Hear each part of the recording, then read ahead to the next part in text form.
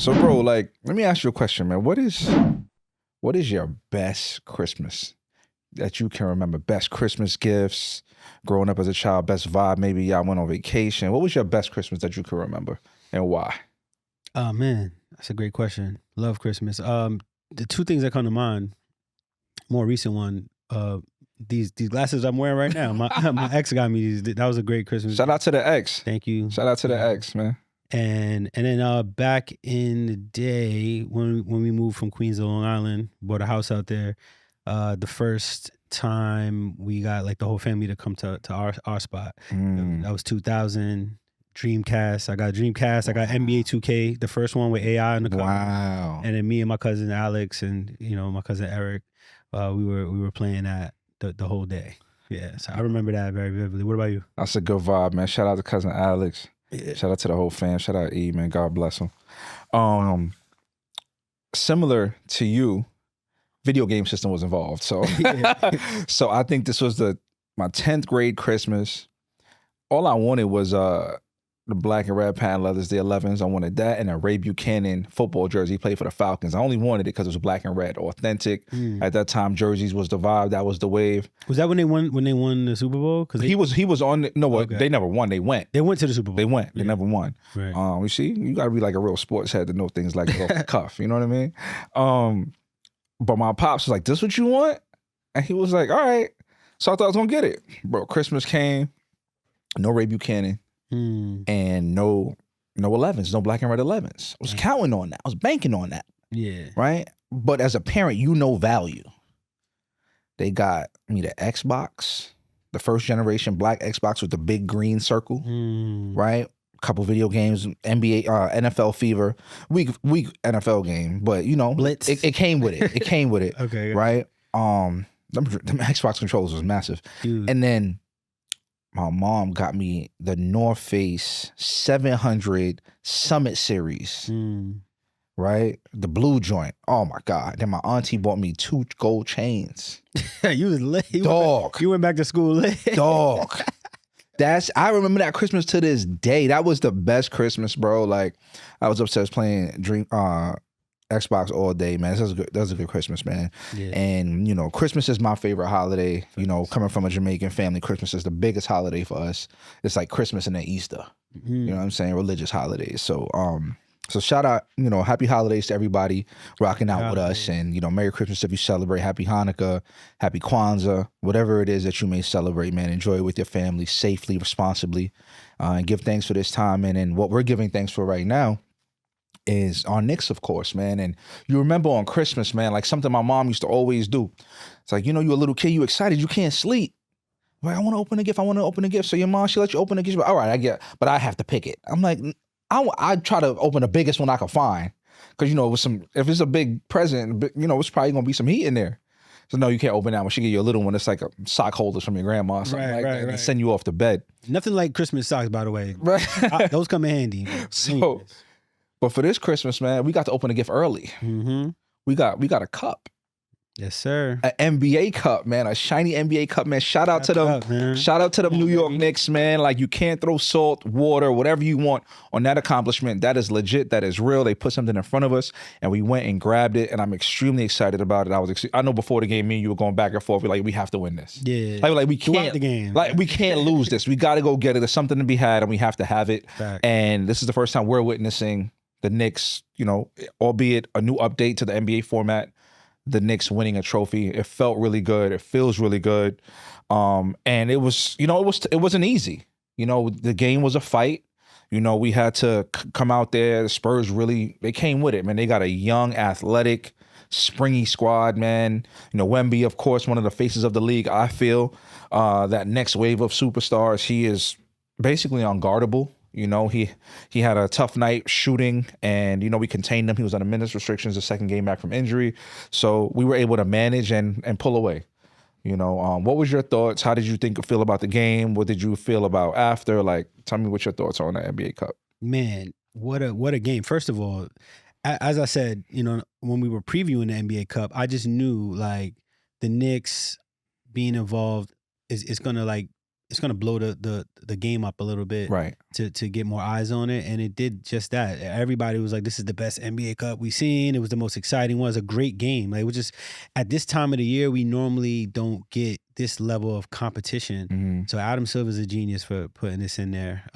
Guy's never scared to fail. He always tries something new, and it's working. And I can only see the vision like 10 years from now, it's going to get better and better and better. Absolutely. This particular game was great. San Antonio was kind of, they came out and they punched us in the mouth, and we responded every time.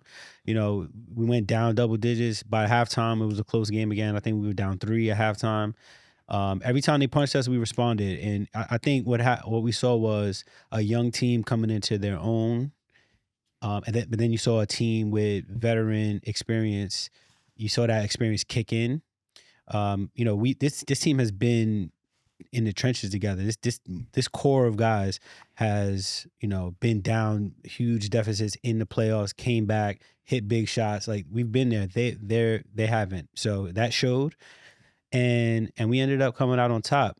And that only shows, like, everybody was competing for this. Everybody wanted that bread, bro. Like, like you could see it. You could see the intensity. You could see it was pretty much playoff basketball. Like, guys were fouling, hard fouls, 94 feet. They were guarding Brunson 94 feet the whole game. Castle, bro. Castle is tough, man. He's one of my favorite young players to watch. Yeah. He reminds me of like a Rondo kind of. Like, he got that, he don't really take jump shots at all. It's just like defense, passing, craftiness. You know what I'm saying? He reminds me of Rajon Rondo a little bit, but Devin Vassell.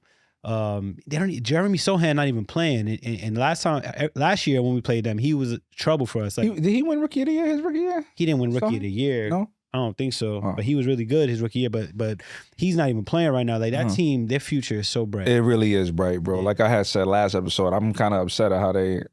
The last clip that we worked on a couple weeks ago before the Cup game, how they just retooled so fast, bro. Like, it's like, teams will be down and out for a long time.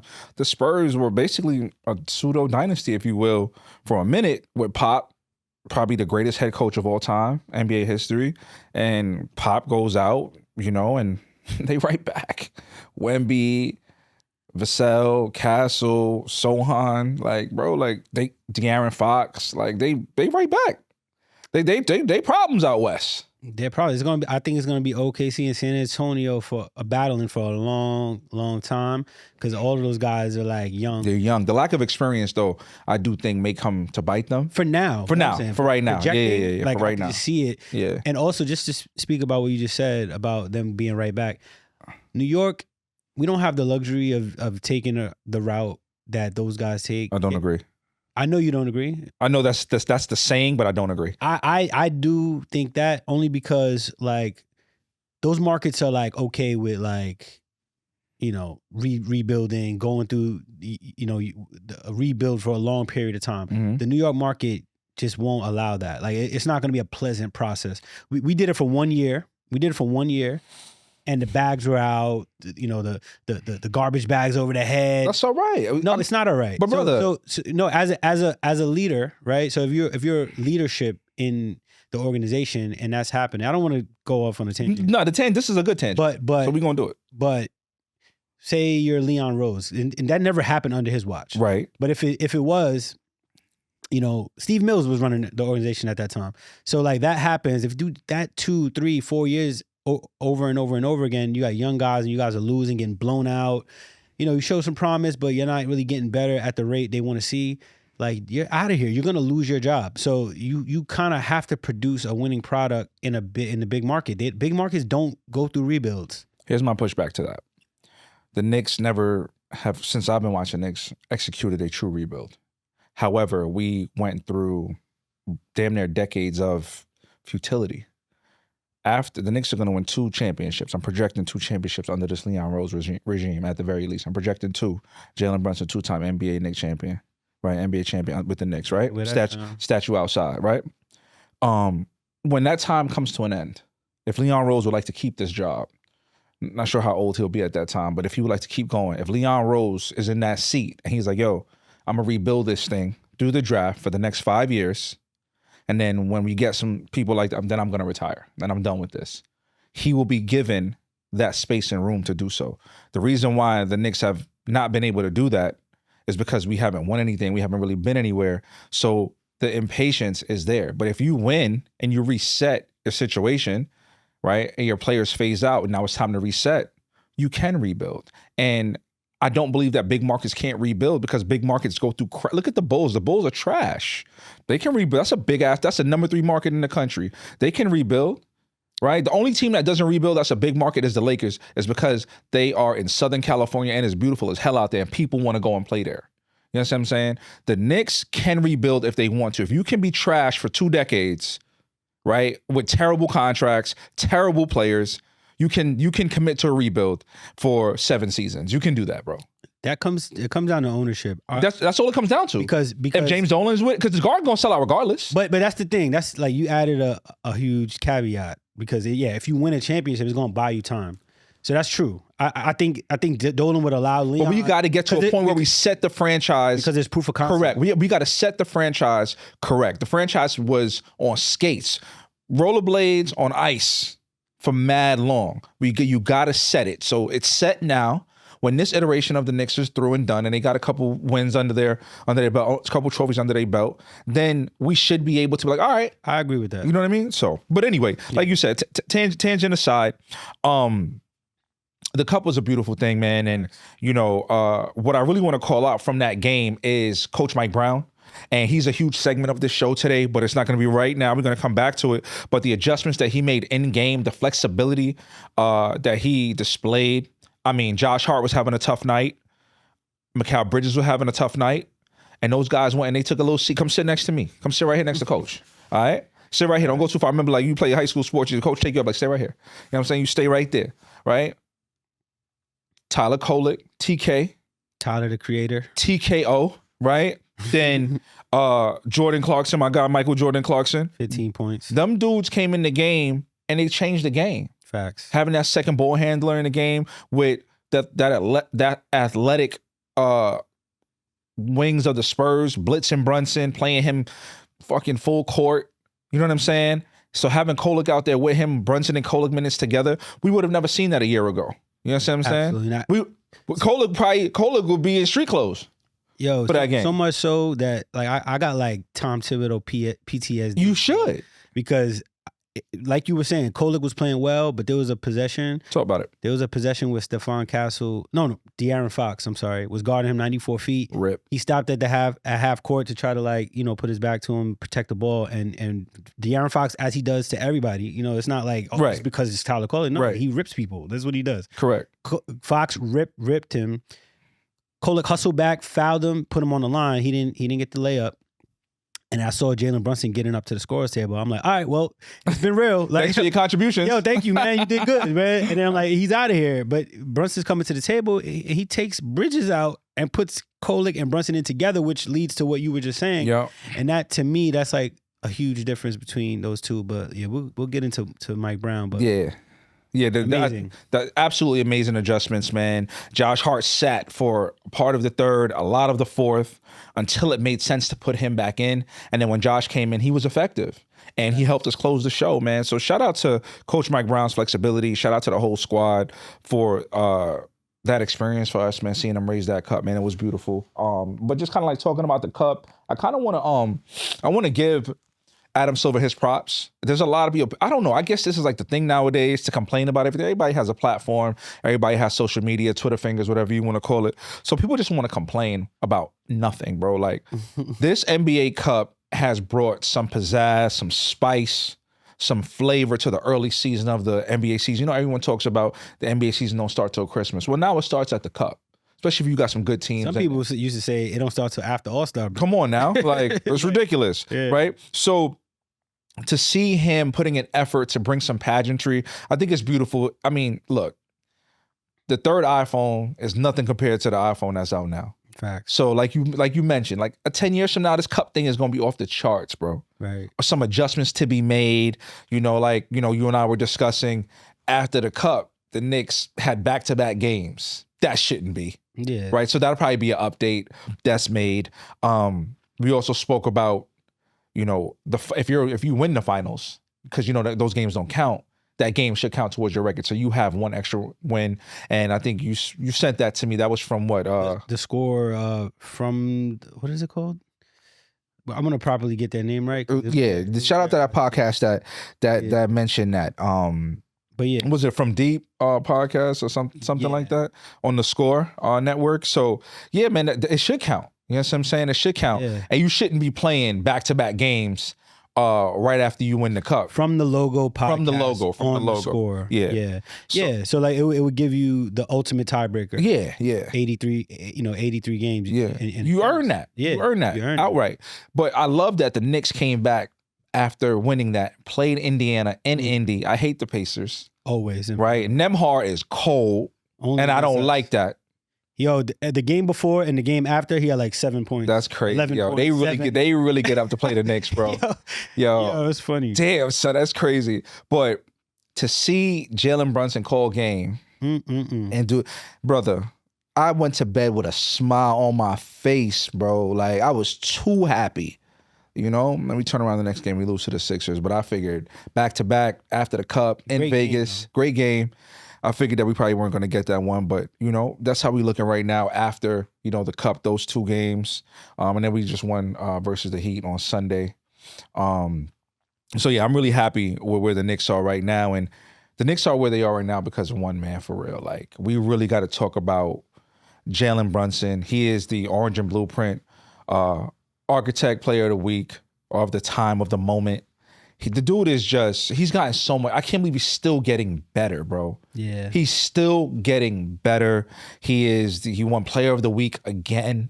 Mm-hmm. I mean, the guy his trajectory right now is to probably be like, yo, bro, to be the best Knick of all time, son. Like, seriously speaking. All it takes is one ring, really. The best Knick of all time, bro. He is phenomenal, dog. If you see, I think people take his game for granted. I agree. I think people, like, even when I hear the Giannis talk, and I know I said this to you, because if Giannis come here, who's the one? You know what I mean? And for my taste, Jalen Brunson is still ascending. Giannis has already plateaued. Jalen Brunson is still going like this. And I really believe that, you know, the sky's the limit for that dude, bro.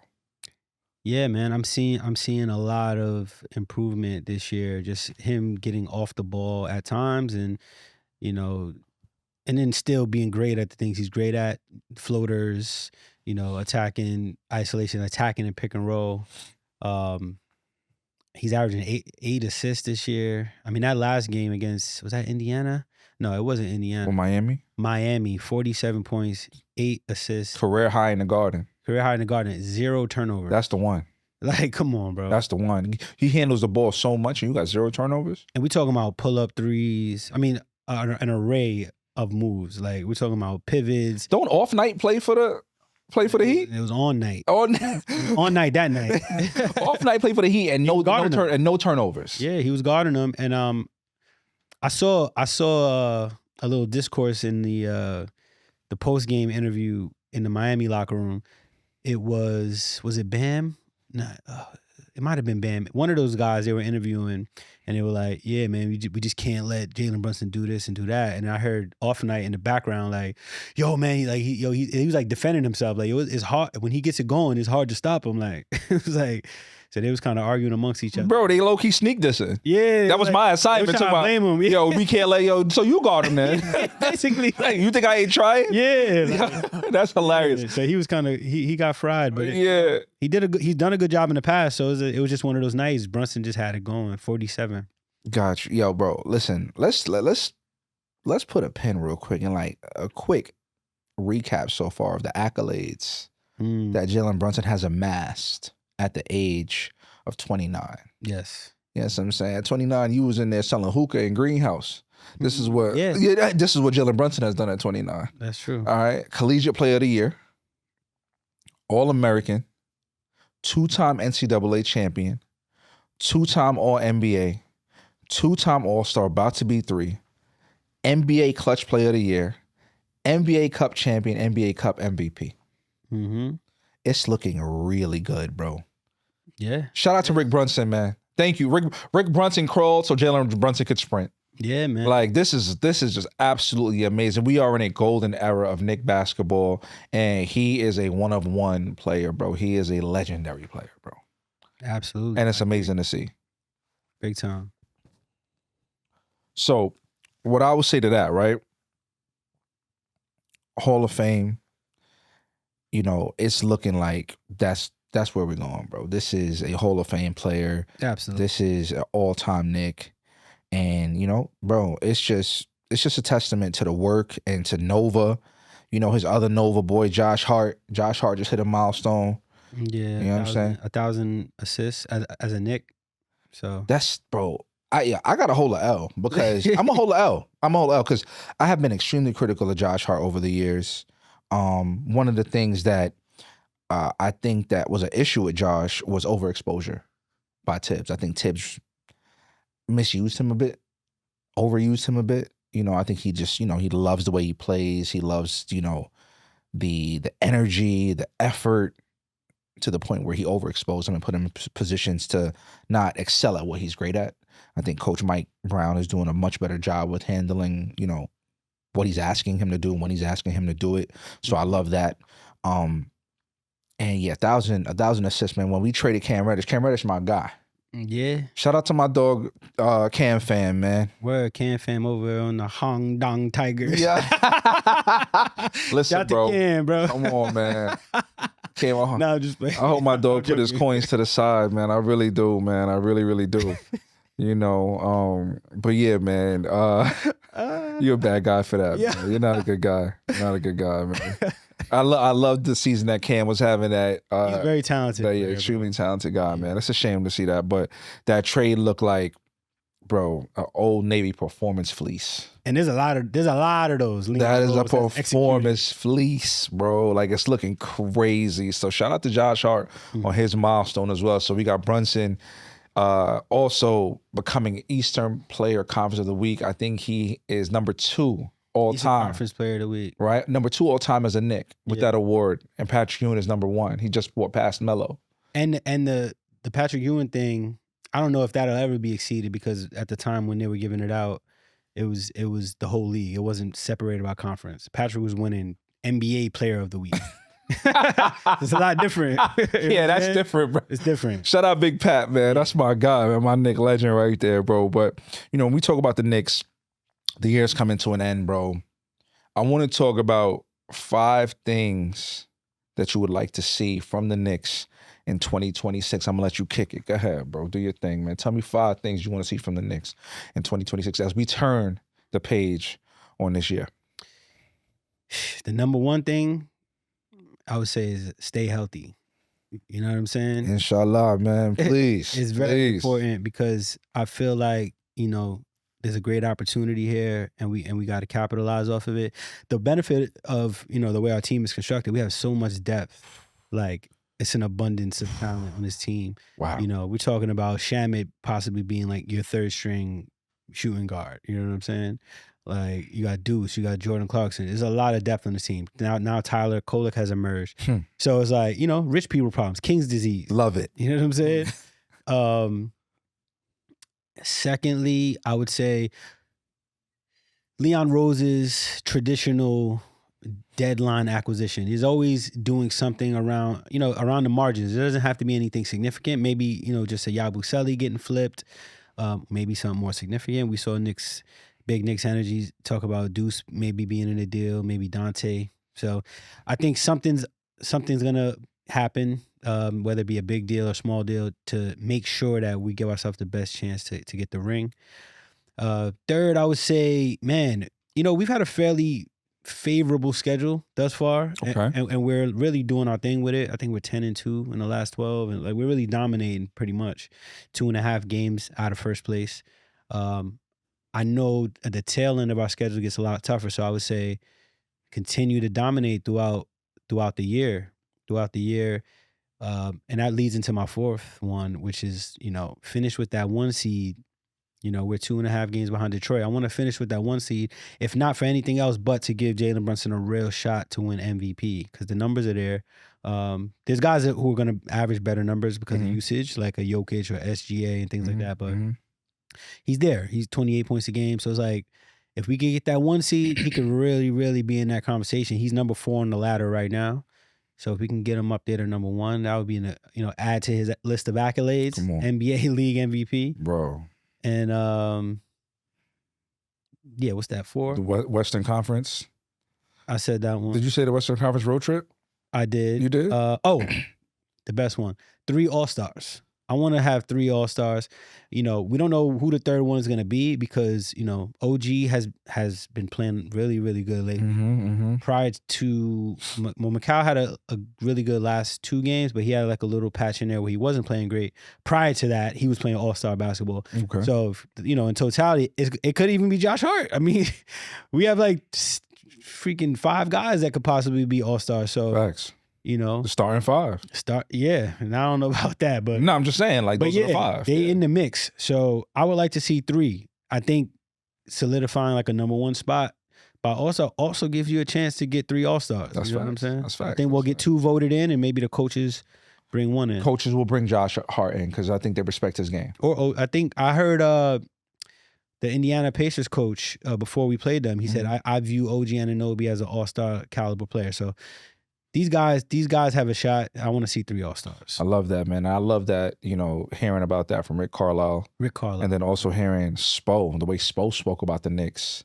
2 of our biggest rivals all time. 2 amazing coaches. Rick Carlisle's a whiner, but whatever. But he's a great coach, right? To hear them speak about the Knicks the way that they speak about them, speak about their players, our players, the way they speak about our players, is quite affirming, bro. And it's, the validation is amazing. So we just got to keep going and keep grinding. I love your 5. Stay healthy I'm less plus on that one. Yeah. The All-Star recognition, love that. Want to have that for sure.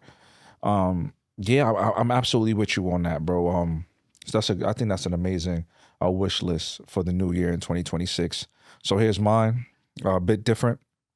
I'm asking Leon to not touch the roster. So you're asking for a traditional deadline tweak. I'm asking Leon to not do it. I'm asking him to leave the roster as is. As you mentioned, the depth that we have, I think our team is set. We just need chemistry, coaching, cohesiveness, whatever, the 3 C's. I just made that up off the cuff. Maybe I should rap. I don't know. That's what I want. You know what I'm saying? But I'm going to caveat that with the fact that Leon Rose does amazing work. And I'm here at What the Fuck Media Studios, and Leon is at MSG for a reason. So that's the caveat to that, right? So if he does decide to do something, it probably will work.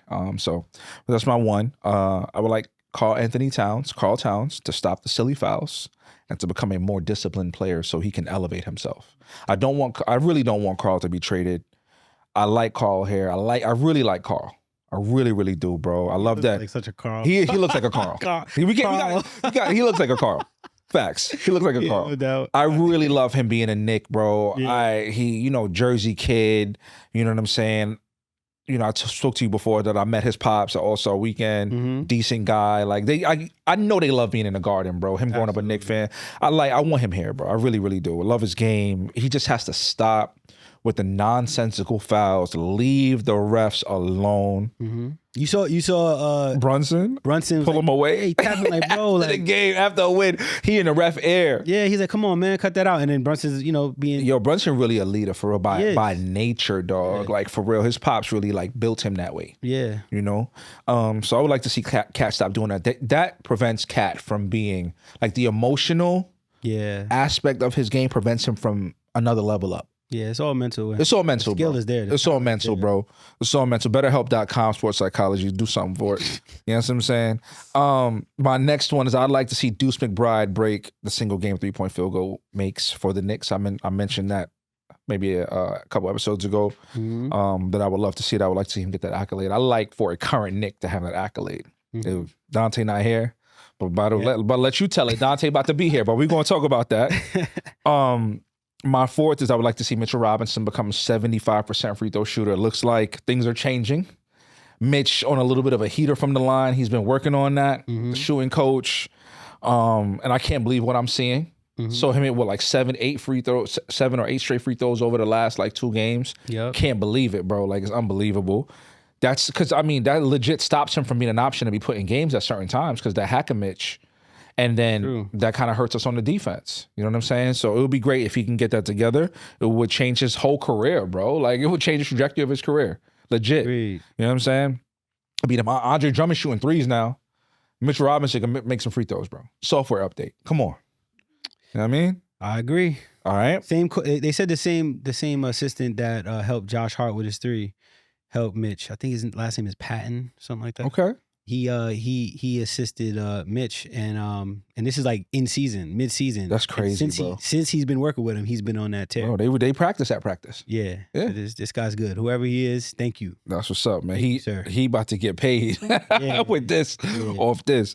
And last but not least, I'd like to see Mikal Bridges. I know you spoke about him just now. I'd like to see him become or average 22 points per game for the season. I think right now he's like 17, 18. I'd like to see him get to 22 for the season. That would mean him being more aggressive and consistent. So I would love to see that. So those are my 5 wishes for 2026 from the Knickerbockers. I like it. I like it, man. Let's hope for a great year.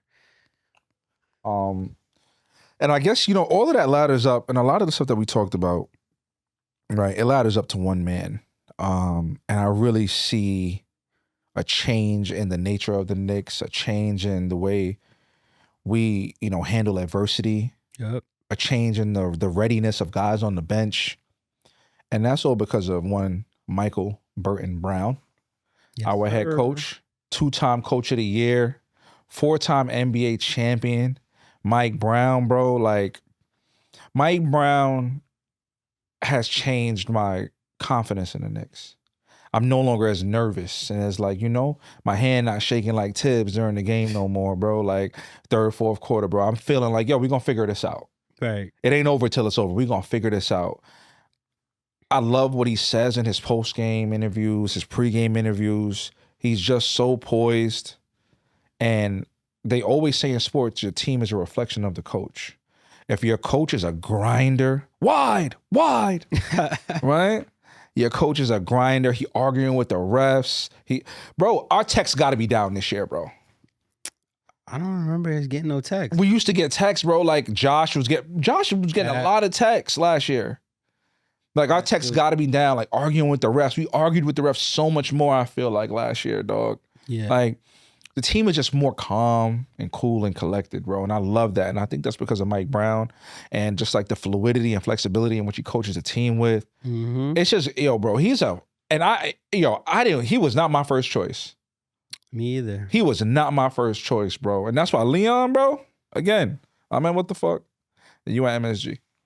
You know what I mean? I'm at WTF, you at MSG. That's why, son. Facts. Dog, like, he really is a tremendous coach. And I don't know if we could have made a better hire because you got these guys that have their own kind of like nucleus, the Nova boys and whatnot.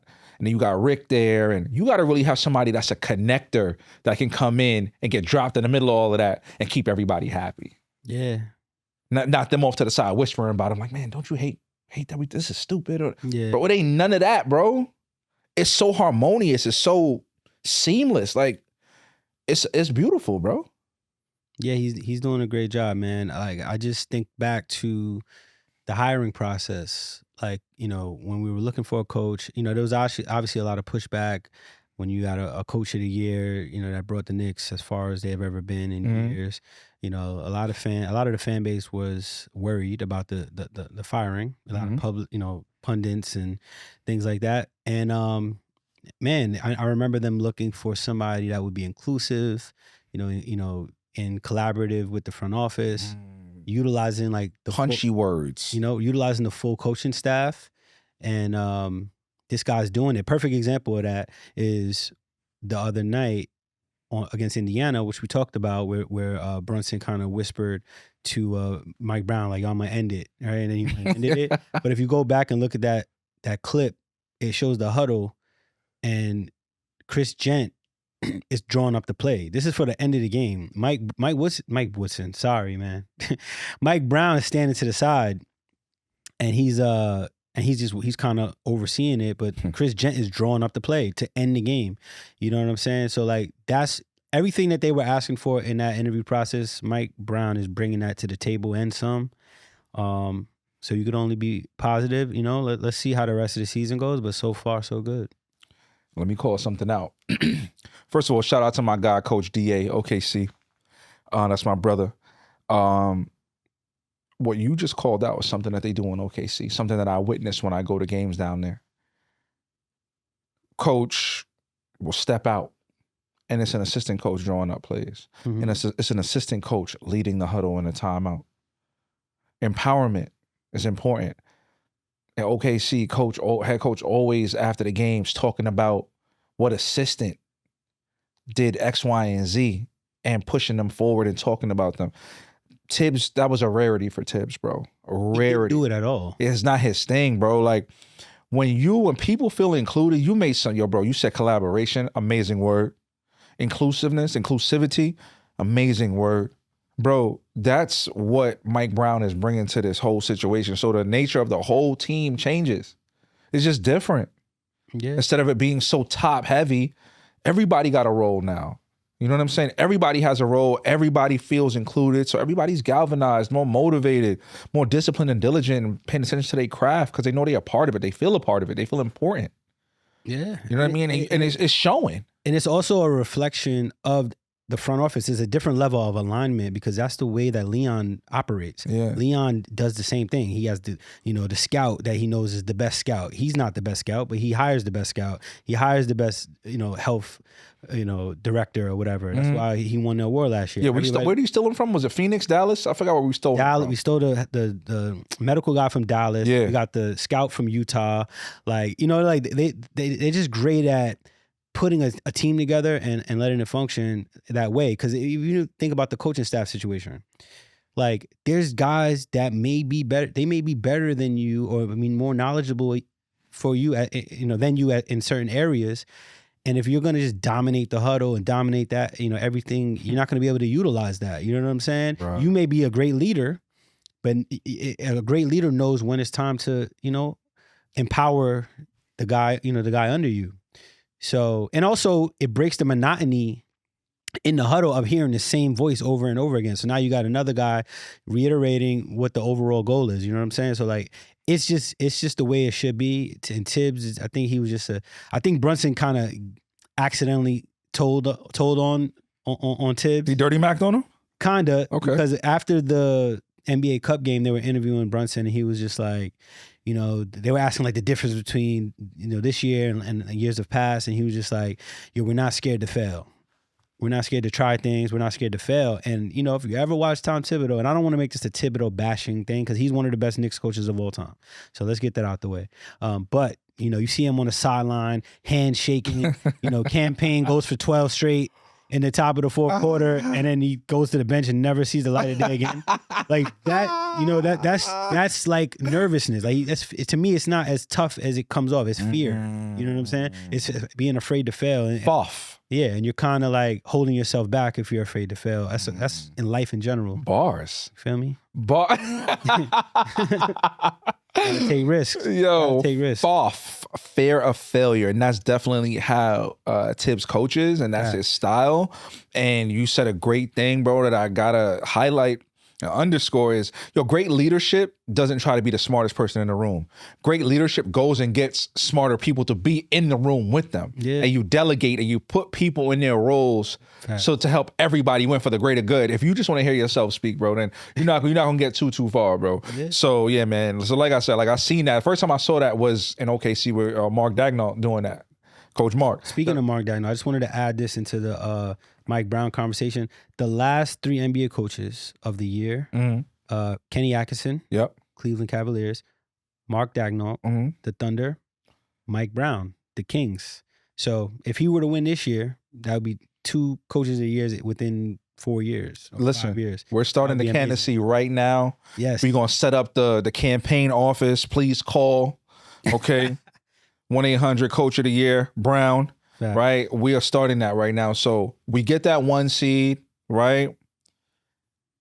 Coach of the Year, Mike Brown, MVP. Jalen Brunson. We need those things. I want those things. And then the championship. We about to make a sweep of accolades this year, bro. An embarrassment of riches.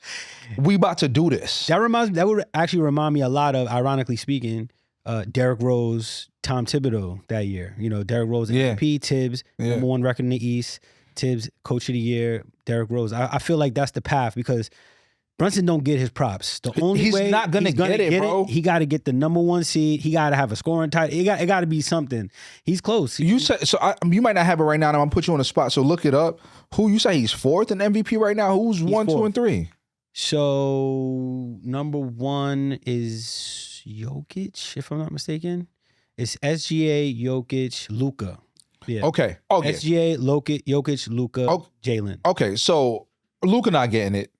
He gonna break down. Lakers gonna fall to Lakers. Jokic, bro. Jokic. People are fatigued. Fatigue. That would be the way. Come on. If we got a better record than Denver, dogs, the fatigue will get Brunson. Everything is in front of us. SGA, fatigue, dude. SGA again. Fatigue. SGA, my dog. Facts. Yeah. I know him.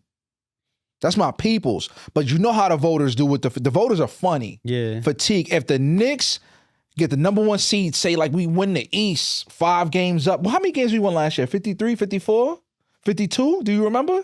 Nah.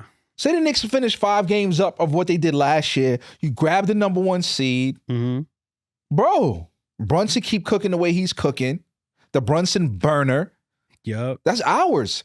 MVP and Coach of the Year. We need that. And the number 1 thing that Jones said on his list of wishes for 2026. 51? Yeah. 55 games. Yeah. 55 games, 56 games, bro. 1 seed in the East. And the number 1 thing that Jones said, health. Let's stay healthy and let's go get these accolades and the rest of these trophies. Let's go take everything, bro. Speaking of that, real quick, the cup. Shout out to Leon, Jimmy Dolan. Y'all wanted Dolan fired? Never. Great owner. Never. Tell him I said it. Do you see go to the garden, how beautiful the garden is outside, it's inside. A great experience. Take your kids. Take your kids. Find tickets on Game Time app, pick, wait last minute. Go to the garden. It is a beautiful experience, beautiful place, top tier in the NBA, right? This man said we not hanging a banner for the NBA Cup. We can hang it later, baby. Job not done. And I love that. Yeah. I love that. Because you know if we would have hung a banner, man, they would have been cooking us. Yeah. So the foresight, not just because of that, but because forget about that. That's not the goal. It's internal. I love the culture of the Knicks. The culture of the Knicks is in the best place that it's ever been. The culture of the Knicks is in the best place that it's ever been. Period. Fact. Full stop, dog. Yeah, not even the 70s, man. They were smoking cigarettes in the garden. You know what I'm saying? Dude, they were doing coke and all that. Chill. No, coke was after that. Oh, yeah, coke was after that. Clyde, right. Clyde wasn't doing that. Not Clyde. Clyde not doing no booger sugar. I think Phil Jackson was probably doing shrooms, psychedelics. That's facts. But psychedelics is healthier. Yeah, that's good. Right. Yeah, a little ayahuasca or something. All right. Aaron Rodgers. Yo, but speaking of which, we're talking about Phil Jackson. We're talking about Mike Brown. Yeah. Who is your favorite Knick coach of all time, bro? All right. Answering that question, I definitely got to consider longevity. Mike Brown is definitely getting up there. I really love Tibbs, too. But I'm gonna go with Jeff Van Gundy, man. Jeff Van Gundy, thus far in my lifetime, he's been the guy for me. Okay. What about you? I like that. Shout out to Jeff Van Gundy, man. Jeff Van Gundy was my childhood coach for the most part. I love Jeff.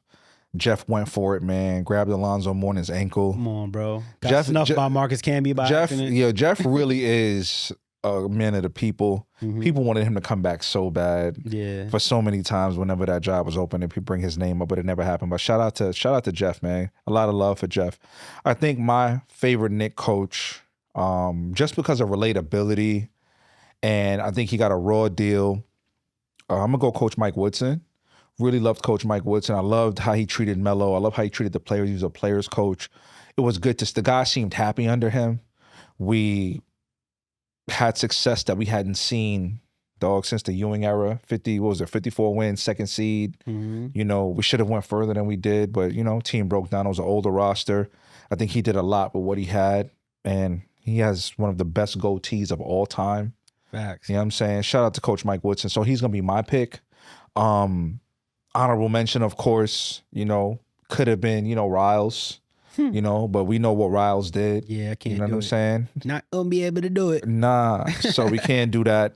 So yeah, that's my guy. So, okay, so that was my favorite. Who's your least favorite Knick coach of all time? I'm definitely gonna go with Derek Fisher. That was the worst coaching experience I've ever seen as a Knick fan. It started with chaos in training camp. My man getting beat up by Matt Barnes. and training camp ain't even start yet. Can we patch in the Kanye West track? 30 hours. Oh, yeah, Can we patch that? Come on, bro. Like, it's ridiculous. And then on top of that, just being an awful coach, obviously being I don't know if he's Hall of Fame, but he's a great role-playing point guard. He had a significant career. Multiple championships. So you would think he has knowledge of basketball and obviously would be able to teach the triangle offense. He was a floor general, bro, of one of the best teams. Of that offense. Yeah. And Phil Jackson was, putting him out there to run that offense, and it wasn't working. So I'm gonna go with D Fish. What about you? Mike D'Antoni. Ooh. No D. Pause, because we ain't playing no defense under him. He don't teach defense. He don't coach defense. Yeah. No effort there. Mike was just a terrible guy. What he did to Stephon Marbury here. Stephon Marbury comes in his final year as a Knick in the best shape that he has been in or had been in his career. Came in at his high school weight, I think it was, or Georgia Tech weight. Running stairs all summer in LA. I'm excited to watch Steph. I love point guard play. I'm from New York, bro. That's our state. That's what we hang our hat on. That's why we love Brunson so much. Because point guard play is something that we value here. We want to see that. Facts. Right? That floor generalship. And Mike D'Antoni, no D, relegated Stephon Marbury to the bench. Game 1, opening night. It's not like Steph had any transgressions. He just benched him. For who? For Christopher Duhon, bro. I had to watch Chris Duhon in no-show ankle socks play basketball, bro. And that's nasty. And I'm scarred. Yo, people don't understand PTSD, bro. Like, I'm scarred by that, dog. That was watching Steph on the bench lose his mind, bro. Like, that's terrible what he did to Steph. He ruined him, bro. He ruined his career right there. Messed up his whole mental after that. On the skids, he was on the Celtics wearing some nondescript jersey number. Like, that's nasty, bro. Yeah. So he's my least favorite. And then he turned around, mistreated Melo twice. Here and then in Houston. I don't like Mike D'Antoni. If I see Mike D'Antoni, I'm going to have to say some unfavorable words to him. And I'm not kidding. Yeah. So that's my least favorite Knick coach of all time. But I get to see someone who is quickly becoming my favorite Knick coach of all time in Michael Burton Brown, Coach Mike Brown on Christmas Day. Let's talk about it. Coach against another coach that I find to be extremely impressive and a great coach in Kenny Atkinson and the Cleveland Cavaliers. Former coach of the year as well. Former coach of the year as well, as you just mentioned. I think Kenny Atkinson is a tremendous coach. It was between him and Tibbs when Tibbs got hired when he became a Knick. Kenny Atkinson was over in Brooklyn, and I think, was it the KD and them ran him out, right? Yeah. Bro, I'm glad they did. Nash. I'm glad they did, because if they didn't, they might have did something over there, because Kenny Atkinson's like that. Yeah. We play Christmas Day. Again, I love it. I love the tradition. High noon, in the garden, the Mecca of basketball, center of the basketball universe. The Knicks versus the Cavs, bro. Right now, we're the 2nd seed in the East. Cavs are the 7th seed in the East. They're sputtering a little bit. You hit me up last week talking about, oh, they gonna fire Kenny Atkinson? Or maybe they should fire Kenny Atkinson? And I hope they do, because they'd be foolish for that. That's not what I said. What you said? I said, if they keep losing, he's gonna get fired. That's what I said. That is what you said. I don't want him to get fired. Huh? I don't want him to get fired. Oh yeah, why? For selfish reasons. Because he's a really good coach. What do you think, he's going to come to New York or something? No. Oh. He's out the way. Oh, I see what you're saying. Yeah, he's out the way. Got it. So selfishly, no disrespect, Kenny. That's actually a sign of respect. Yeah, Island guy, man. But yeah, I don't, bro, like, it's early, man. Yeah. It's early. Cavs, I don't know what's going on over there in Cleveland, I hope it keeps going on. But what are they, 17 and 14? Yeah, it ain't that bad. It ain't that It ain't bad. as bad as it looks. It's early. It's just that the East is better than what people think. I'm gonna run through the standings real quick. Run through the standings. So we got Detroit at number 1, 23 and 26. Then of course the Knicks, 20 and 8. Boston, 18 and 11. Philly, 16 and 11. The Raptors, 17 and 13. The Magic, 16 and 13. Then we got Cleveland, 16 and 14. Miami, 15 and 14. Atlanta, 15 and 15. And then the Bulls at 13 and 15. Bro, that is insanely tight. It's tight, man. That's wild, dog. Yeah. Like, so we got our work cut out for us. So I would like to see a win on Christmas Day. Don't piss my Christmas off, man. Come like, on, brother. We got to win that game. So they got no Mobley, no Strus, no Nance Jr., but they got the rest of the guys. They still got Dono. You know Dono going to try to come in here and put on a show. Yeah. Show his... Hunter always gives us trouble. Every time Dono come in the guard, he want to try to show his ass. Yeah. Rightfully so, you know? Nah, shut that shit down, It's bro. home team. Shut that shit down, man. Let's get a win, man. What are the keys to victory you feel like for this Christmas game, man? Just keep doing what we've been doing, man. Dominate the glass, share the ball. I noticed that, you know, when we get stops and get out in transition, man, Josh Hart get that ball going, you know, in transition. He I think Stan Van Gundy on the broadcast kept saying it over and over and over. He's like, Josh Hart is their best, you know, transition player. Like they like when he's leading the break. I agree. Like I like when Josh. It's called a heartbreak per Iron Eagle. Oh, that's fire. It's called a heartbreak per Iron Eagle. Yeah, shout out to Iron Eagle, man. Long rebounds. He gets out in transition, makes the right passes, gets a wide, you know, transition threes. So I think that's always the key. The key is the same. It don't matter who we playing. Defensive and offensive rebounding. Get out in transition. Get stops. Get good. You know, open shots. Share the ball. Don't turn it over. Don't turn it over. And that's I like it. I like it, man. I like it. Who should? I guess we put probably Bridges on Spider. I would think so. It would have to be. It would have to be Bridges because Deuce is not here. This my guy. I mean, he might be. We don't know. We don't know yet. That's 2 days from now, and he was already on the court again. So, bro, think about that depth, bro. No Deuce. Yeah. And no. And we still deep. What's my guy name? Shamit. No Deuce. No. And it's like we ain't miss a step. Matter of fact, we discovered Tyler Kolek for real. Yeah, I always knew though. No, yeah. but like he got a chance for. He got rope. He got, you know, room to spread his wings and fly, bro. And it's a beautiful thing. Yep. Good problems when Deuce come back. King's disease. But hold on. Yeah. Segue. Per you. Yeah. As we took the Iron Horse over here, you told me Deuce ain't finna be here on Christmas no more. I just have a funny feeling. Go for it, man. Break the news. Jones breaking the news, y'all. I'm not breaking any news. He breaking the news. I'm putting the puzzle pieces together. Go ahead, do it. Shout out to Big Nick's Energy on Twitter. They had posted that they heard that Deuce was being like not shopped around, but there've been calls about Deuce, and they've been pretty good. Like they've been on point about a lot of the stuff they've been reporting. Okay. And then I see Gershon Yabusele. There you go. I was about to say Ilyasova. Gershon Yabusele out with illness. You know, he's been being shopped around.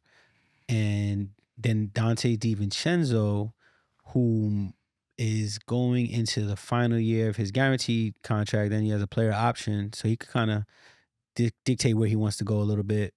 You know, he did that commercial, that Nova commercial after he got traded. You know, it was the AT&T or the one with the Wiz Khalifa, AT&T. It was Wiz Khalifa joint from the Fast and Furious plan. You know, I just feel like that deal might happen in the next 24 hours, 48 hours. Like, if it doesn't, I do think it could happen before All-Star break. Okay. And I love Deuce McBride. Like, Deuce is having a great year, man. You know, I shook the man's hand the last lap, man. I told him he was the man, you know, like to his face. You know what I'm saying? Like, he's great. But I just, the intangibles that adding, you know, a Dante DiVincenzo to this mix, now including Mikal Bridges, it is just too enticing, you know. And I know Jalen, that's his best man. Like, he's gonna want it. So it's like, if that's what the Cap want, that's what the Cap get, man. That's how I feel. Listen, man. See, this is why, I wonder why players treat fans the way they treat them. This man shook his hand. He fanned out at last lap when he saw him. Now he got him in a package on the way to Minnesota to go with Julius. He don't want to see Julius no more, man. Bro, I don't want to see Deuce be traded. Like I think I mentioned this episode back. Deuce is probably the second or third most beloved Knick by the fans. I don't want to see that. So, Leon, man, if you got to make a move to get Dante back here, leave Deuce out of it. You want to trade Yabu? Go for it, brother. Give them Yabu and McCullers and find a third team to make up the money, bro. But leave Deuce McBride right where he is. But Jones is making me nervous. His Jones takes are usually good. His inklings are usually good. His spider senses usually work really well. So I'm hoping that's not the case, man. I would be sad. It would be a sad Christmas for me. If Deuce don't get it twisted. Me too. Like I really love Deuce as a Knick. But I will quickly get over it once Dante starts pulling from half court. Yeah, I see. And getting up and down the court, coming off of screens, getting steals. Like, come on, bro. I was in the building. Shout out to my cousin Danielle. We was in the building the game where the Knicks cut that lead against Philadelphia in the last minute. You know, with Jalen. Oh, Jalen yeah. hit the three. It was a playoff game. Playoff game. Yeah. Hit the three. Dante hit the three. And then hit another three. Like, we was there, bro. Yeah, man. Yo, Knicks are looking good. We're excited for this Christmas Day game. Man, let's keep it cooking, man. So we'll recap soon on our 10-game increment, right? I guess after the Cup, what are we? 4 games in now? Or we Indy, Sixers, Miami, and then tonight we play the T-Wolves? Minnesota. Right. Jalen's out. Macau's playing. Everybody's out tonight, damn near. Cat. Josh Hart's playing. Everybody resting up for the Christmas OG's Day. Out, yeah. Christmas Day bonanza. You know what I'm saying? So let them rest up. I still think we get a win tonight. Let's get it, man. Let's get it, man. So we'll recap this 10 soon. You know, so we'll coming up. Christmas Day will make 5. So we'll see how this 10 goes. Absolutely. You know what I mean? So, but you're my brother, man. Yo, Merry Christmas to you and yours, bro. Happy New Year. Same. Happy New Year. Happy holidays to everybody out there, all the supporters, man. Really appreciate y'all rocking out with us. More to come, of course, in the new year. And let's get a Christmas Day win, man, while we open some presents, drink some sorrow. You know what I'm saying? You ever had some sorrow? I've had it before. A lot of Jamaican brothers, man. I had some sorrow and Guyanese and all that. I love, man. Love, man. Y'all drink y'all sorrow, y'all eggnog, y'all coquito. You know what I'm saying? No, you don't have some of that. Man, till the next time, man. We here on the Orange and Blueprint podcast, man. Shout out, man. We catch y'all on the flip, man. Peace. Merry Christmas.